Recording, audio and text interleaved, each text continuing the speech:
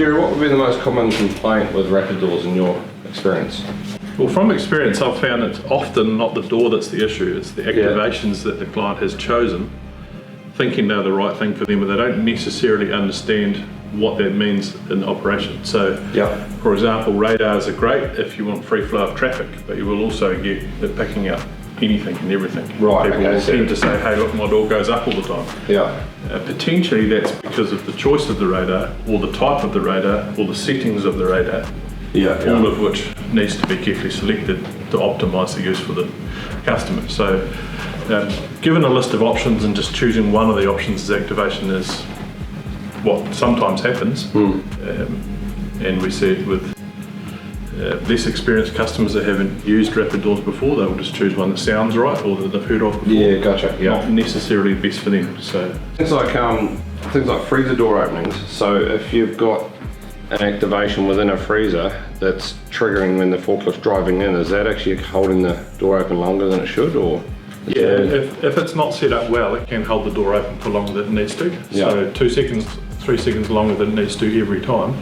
There's a lot more energy exchange. So true. Really important to get that right. If there's one-way flow of traffic, optimise the activations for that to get that freezer door shutting promptly as possible. And so activation issues, would that also include photo eyes triggering that or keeping the door open?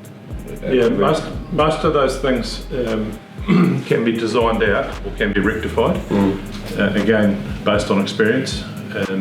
Things like changing humidity conditions is a classic example where wrong activations could cause a problem with the client. But so how would that cause a problem? Humidity, so warm moist air flows over the face of the sensor, which change given climatic season, mean that the sensor's dealing with different density of air. Okay. So it mistakenly thinks that there's presence there, but it's actually just the air movement that might tend to hold the door open, for example. Right. Sometimes referred to as ghost cycling. It's a minefield out there. It's a minefield out there. That's fascinating. So I guess it's key in understanding the activations and understanding how they work, and then making sure that if there is a repetitive issue, perhaps with a door, taking a step back, perhaps, and looking at the whole surrounding how you're using it. That would be the first step, I guess, wouldn't it? Yep. Yeah, and just remember it might still be a good door, just with the wrong activations. Like I say, taking that step back, investing in the right activations. It's not too late. You can get it right, and you're going to get a lot more joy of life out of your door.